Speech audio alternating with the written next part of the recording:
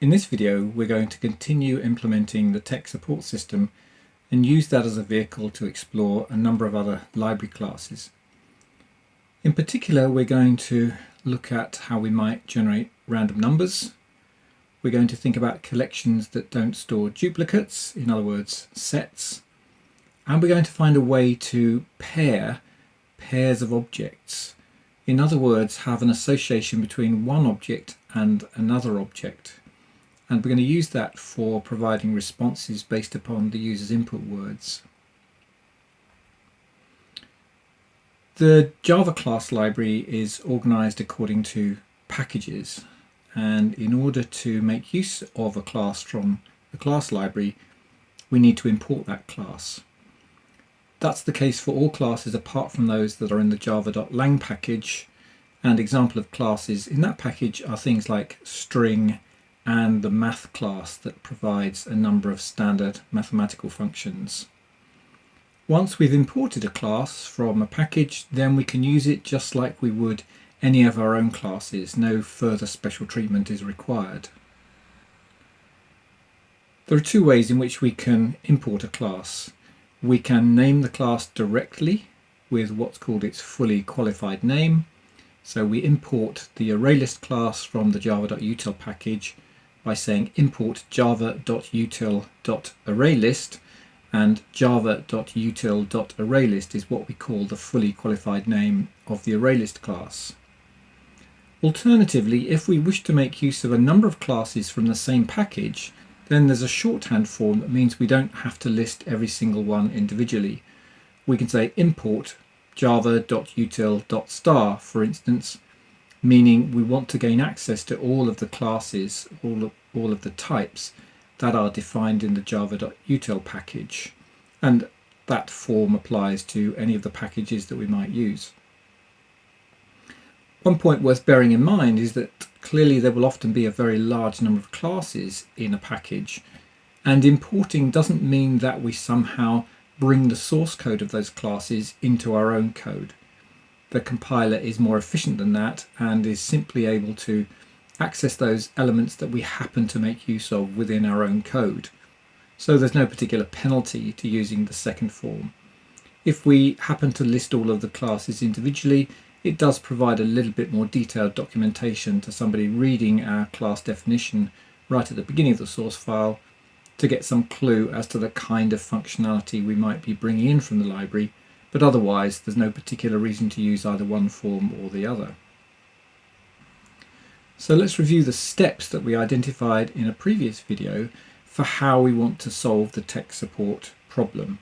And it's important to bear in mind that we're not simply looking at solving a specific problem, but what we're looking at is the general characteristics of the particular problem that we're trying to solve, and how library classes help us to solve that more easily than having to code everything from scratch.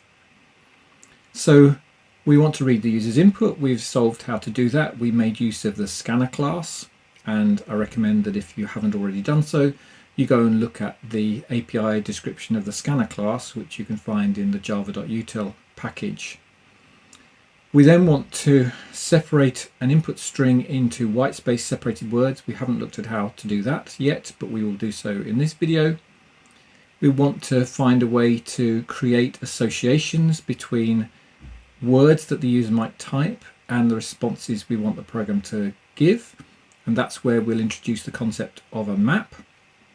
And we want the ability to respond randomly, generate one from a number of possible default responses if we get no match between the user's input and the input that we've anticipated that a user might provide. And that's the first aspect that we're going to look at in this video. We're going to look at how we might add random behavior to a program. In the java.util package, there is a class called random, and it provides methods to generate random integers, random floating point numbers, even random Boolean values, so returning true and false in random orderings. If we were to look at the API page for the random class, we would see a description for the nextInt method that contains this kind of information. In fact, the random class defines two methods called nextInt. We're just going to focus on one of those. And this version of the nextInt method returns what we call a bounded integer value. We pass a parameter into the method, which is taken to be the upper limit for the numbers that we want to generate. And what this version of the nextInt method does is it will return us a random number in the range 0 to 1 less than the upper bound that we pass into the method. So what we say is that that bound value is exclusive. The nextInt method must never return that particular value. The largest value it must return is 1 less than that bound value.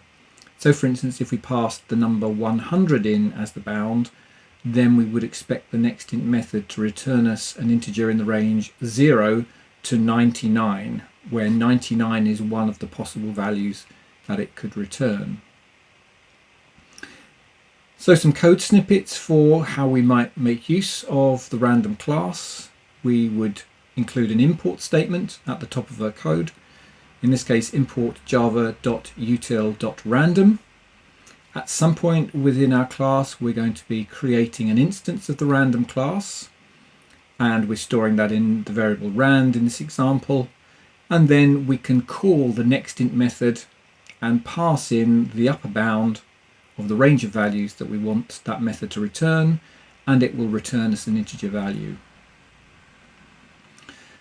At the bottom of the slide, in the second set of code, you can see an example of how we might select a random element from a list. And this is an important pattern that you might use over and over again in lots of different circumstances, not simply generating random responses in a tech support system. We've got a collection, we want to select one random item from it. For instance, think of the music player. You might want to play a random track from the music player. Well, you want to generate a random value from the valid index range of the list of tracks, and the nextInt method is ideal for doing that. So if we pass the size of the list in as the upper bound, then what the nextInt method will give us is a value in the range 0 to 1 less than the size of the list. And that range of numbers is exactly the set of valid indices for items that are stored within the list.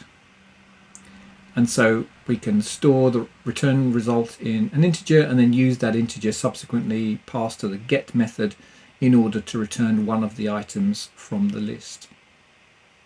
So now we've got the basis for selecting random items from a list of responses in our tech support system.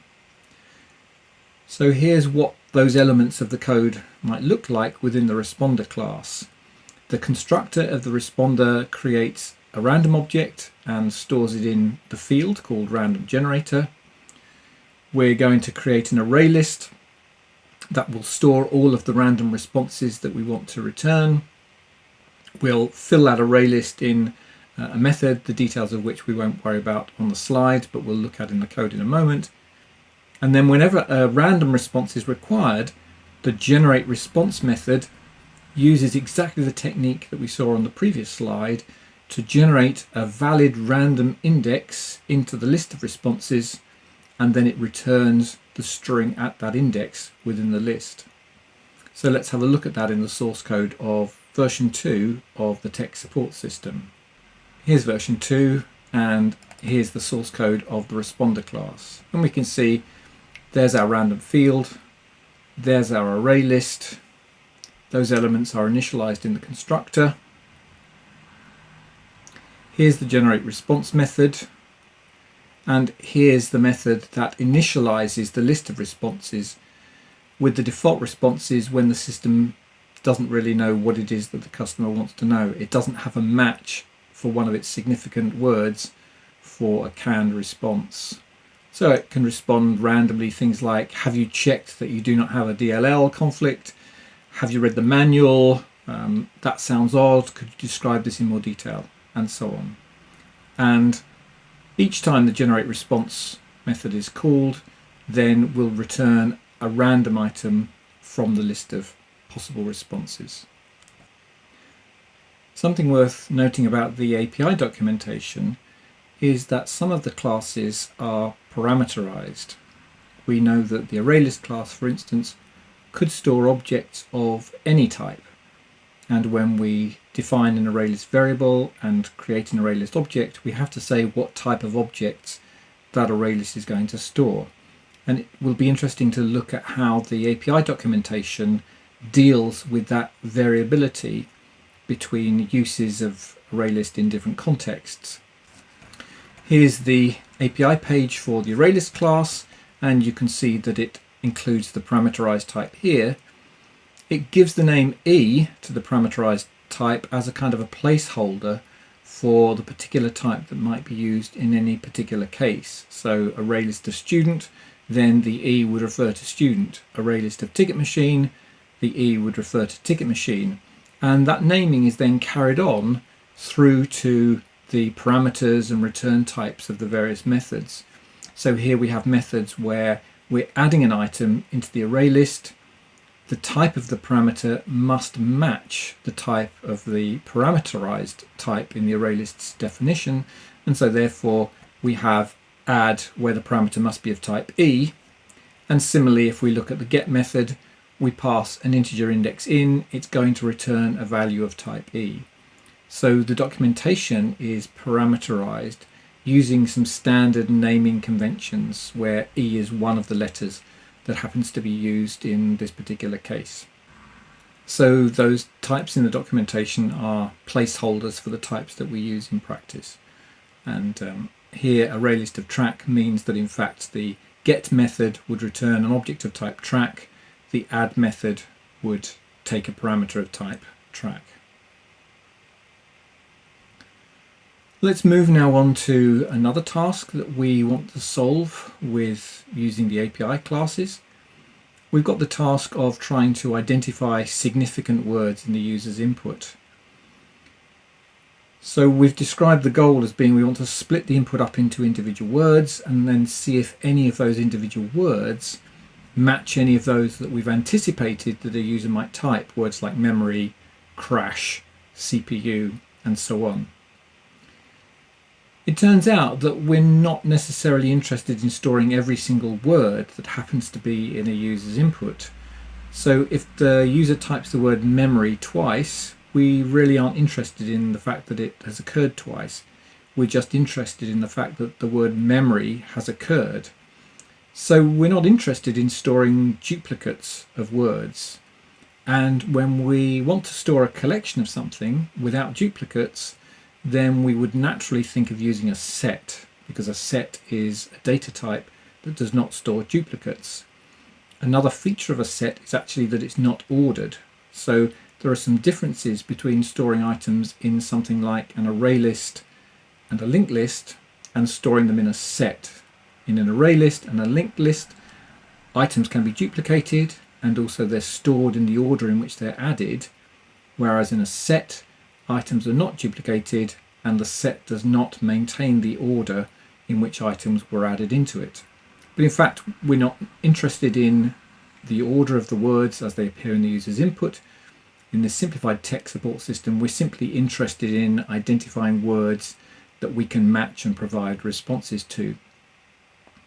There are two main set classes in the java.util package.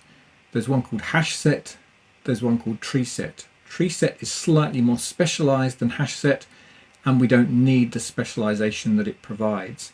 But it might be worth you looking at the API documentation for both of those classes and comparing them to see the circumstances under which you might choose to use a TreeSet rather than a HashSet. How do we use a HashSet? Well, we use it very much like we use an array list.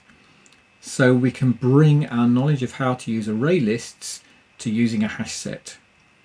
We import the HashSet at the beginning of our class. We create it using the parameterized type syntax. So here my set is going to be a HashSet of type string. And then we simply call its add method in order to add new string objects into the set, and the set will organize those in whatever ordering it chooses.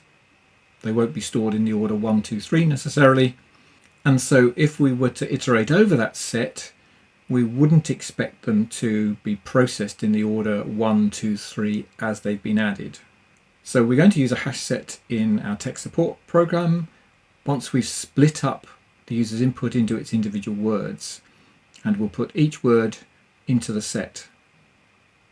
So the next task is, how do we tokenize the string? We've got a user's input, which consists of multiple words, and we want to split that up in some way.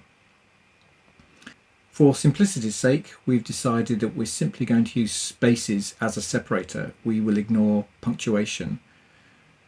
So essentially what we want to do is take the user's input. Everywhere we find a space, we'll consider that to be a word break, and then we want to isolate the individual words that occur between those spaces. So one approach that we might want to consider is to start at the beginning of the user's input, look for the first space, break the input line at that point, isolate all the characters from before the space as a word, remove that text, and then repeat that processing sequentially along the line until there's nothing left of the line. We've consumed it all, we've extracted all of the words. Now, reading the API documentation for the string class, we've identified that there are methods like index of, which allows us to find out the position of things like spaces. So we could call the index of method on the line, pass a space in as its parameter, and ask the string to tell us whereabouts the next space occurs within the string. If we want to isolate a subpart of the string, then we saw that there's a method called substring that allows us to do that. So here's a possible way of isolating the individual words within an input line and adding each one into our hash set in order to form a collection of the user's words without duplicates. So we're going to trim the line to start off with, removing any spaces from either end, and then as long as there's at least something left in the input line, we're going to find the next index of a space. Now we have to bear in mind that the end of the input line won't have a space, and so there'll still be one word left that's not terminated by a space at the end of the line. So we need to take into account that the index of the next space might be less than 0. Reading the API description of the index of method tells us that the index of method will return a negative value when there are no more spaces within the line. But if we find a space, then we want to add to the hash set the substring starting at index 0 and finishing one character before where the space occurs. And then we want to remove from the input line all of those characters of the word and the space. So we replace the input line with the substring that occurs from one place beyond the space. Then we want to trim away any additional space. For instance, there might be multiple spaces between words, and so we want to get rid of any surrounding spaces in the remaining part of the input line, and then we repeat the iteration. So that's one way that we might think of isolating words in an input line. Now, this is such a common task to want to perform that the string class actually defines a method to do this for us. The method is called split, and the parameter is slightly complicated, but we'll talk about a simpler version of it here. So here we're calling the split method on the input line string, and we're asking that method to find all occurrences of its parameter, and at that point break the string and form a collection that's going to be returned at the end of the method. Now, the complication is that the return type of the split method is a type that we haven't seen before. It's actually array of string. So it's important to note that this is not an array list that's being returned, but it's an array of string. So the square bracket notation that we see on the left hand side indicates that we have an array of string being returned. And at this point, we don't want to go into details about what an array exactly is, although that is covered in another chapter within the book. But one thing that we can note is that we can use an array in a similar way to an array list in the context of something like a for each loop. So immediately following the call to split, there's a for each loop where we've passed the word array variable as the collection to be iterated over. So in fact, what that for each loop is doing is taking every individual word that the split method has identified and returned in the array and adding it to the hash set. So this is another example of where a common task that we might want to perform, we don't have to code for ourselves because the API provides us with a means to do that. In this case, the means is a specific method, which turns out to be extremely useful for our purposes. So now that we know how to identify individual words within the input line, we need to find a means to match those words up against the responses for each word. In effect, what we want is something called a map. We want to map the input words to output responses. And in the API, in the java.util package, there is a class called HashMap, which does exactly this. What exactly is a map? Well, maps are collections that contain pairs of objects. And because they contain pairs of objects, maps are parameterized on two types.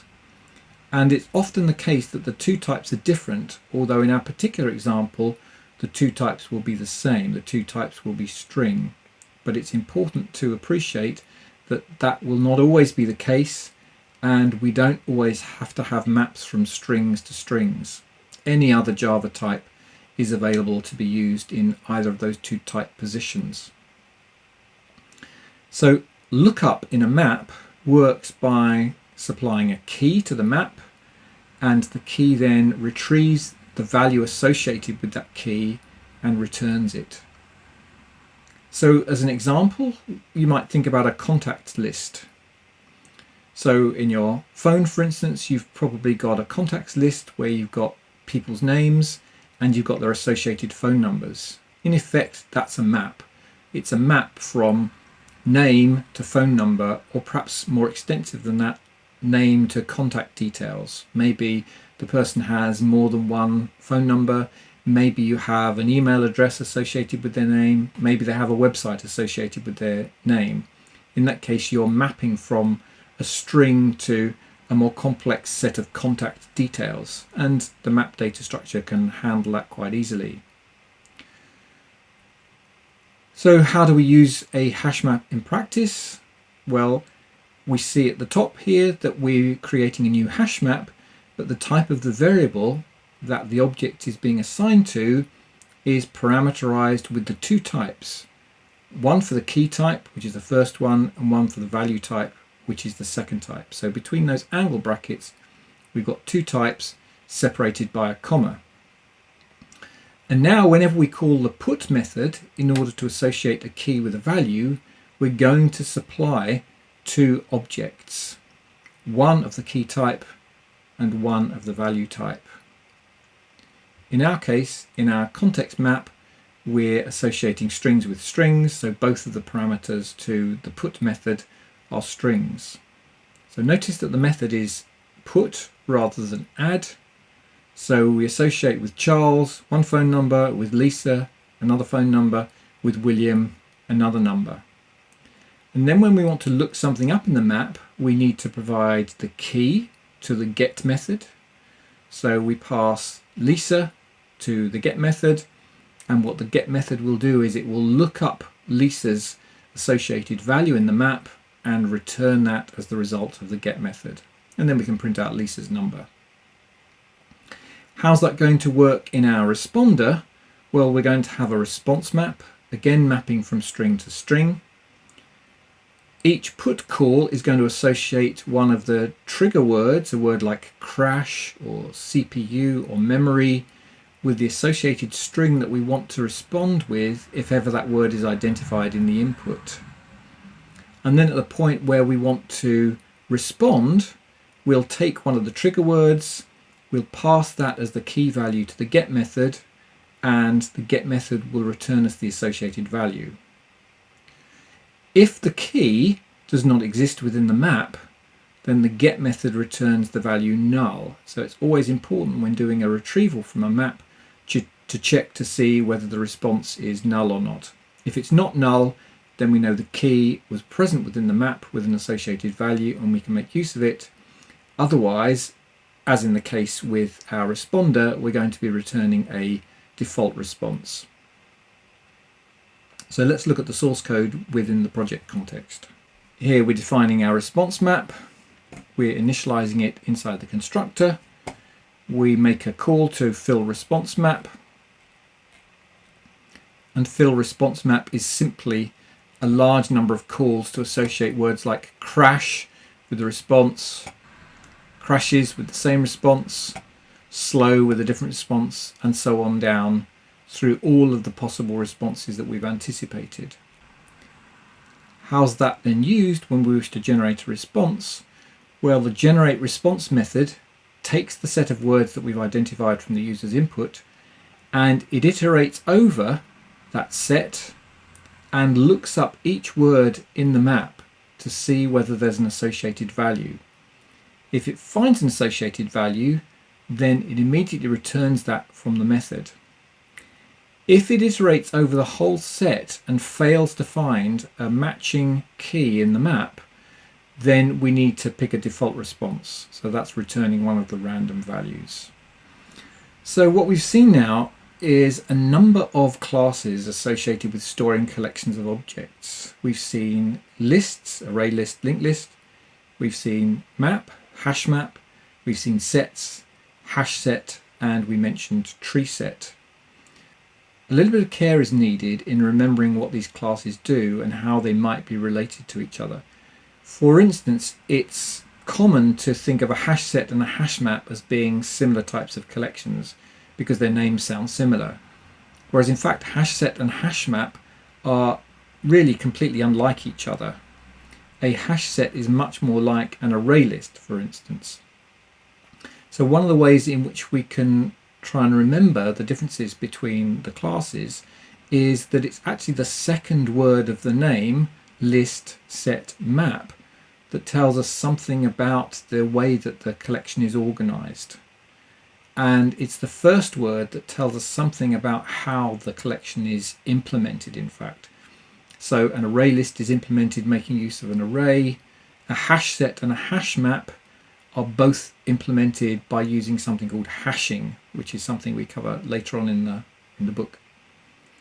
So bear in mind that the names can be slightly misleading in implying similarity, and try to remember that it's the second word that's the more significant word for the way in which the collection actually stores values. Now, one topic that we haven't covered yet is what about primitive values and collections? Suppose I want to store an int or a double or a boolean inside a collection. Can I do that? Can I create an array list of int, for instance? And in fact, the answer is no. The collection classes are only able to store objects, and the primitive values, int, double, boolean, and so on, are not actually object types. We call them primitive types. They have no methods, for instance. So how do we get around this problem? It's quite reasonable to want to store a set of numerical values. And if we can't do that, then we're potentially quite limited in the way that we can manipulate collections of values. Well, the answer is we can make use of what are called wrapper classes. For every one of the primitive types, there's a corresponding class-based type which is able to store a value of the corresponding primitive type. So for the primitive type int, there's a wrapper class called integer. Now notice that all of the wrapper classes start with a capital letter because they're classes, and that's the convention. that we use in Java. But notice too that the wrapper class name is sometimes the same as the primitive type name, but with an uppercase letter, and sometimes slightly different. So for instance, we have int and integer, but we have float and float. We have char and character, but we have double and double. But those are the things that you get used to. How do wrapper classes work? Well, we can create an instance of a wrapper class and pass to its constructor the corresponding primitive value that we want that object to store. An object of a wrapper class is immutable. We've seen immutability with strings. So once we've stored a particular primitive value in a particular wrapper object, we can't change the value that that wrapper object stores, and it's important to remember that. If we then want to retrieve the wrapped value, then each of the wrapper classes has a corresponding method to retrieve the associated int value or double value or char value and so on. So we store a primitive value in a wrapper object by wrapping it, and we retrieve it by unwrapping it. Now it turns out that these wrap and unwrap operations are so common that the compiler will often do that for us. So we can often use a primitive value in an object context. The compiler will recognize what we're doing and behind the scenes generate the code automatically for us. And this is a process called autoboxing and unboxing. So I might have an array list of integer. I want to store a primitive int value in it. I can in fact pass a parameter of type int to the add method, even though we know that the add method's parameter type is the wrapper type integer. The compiler knows that too, but it recognizes that we're using a primitive type value where the corresponding wrapper type is required, and it will automatically create the code behind the scenes to create a new integer object, pass the int value to its constructor, and then store that integer object into the collection rather than the raw primitive value. Similarly, if we were to retrieve using something like get or remove from the list, then it's a wrapper object that's going to be returned. But if we were to try and store that wrapper object into a variable of the primitive type, then again the compiler recognizes that what we really want to happen is for the stored primitive value to be unwrapped and stored into the primitive variable. So at the bottom you can see that the remove method actually returns the object that's being removed from the marked list, unwraps the primitive value and stores it into the first marked variable there. So we often don't have to write these creation of wrapper objects and the unwrapping calls on a wrapper object. The compiler will do that for us with autoboxing and unboxing. So to review, we've seen that class libraries provide ready solutions to many common programming requirements, whether it's at the level of a class or at the level of a method, such as the split method that we saw. And we've seen that there are classes in the java.util package for sets and maps, and those classes add to our growing understanding of what's available that we've already seen with things like lists. We've seen that there's a random class for generating random values. We've seen that there are wrapper classes for primitive types. And really it should be our aim to make as much use of the API documentation as possible. So it's the sort of thing that it's worth dipping into, and when we're looking something up, just browse more widely within the class documentation to see what might be within a class that we're familiar with that we haven't encountered before. We'll often find that we're storing up potential solutions to tasks that we're going to face later on.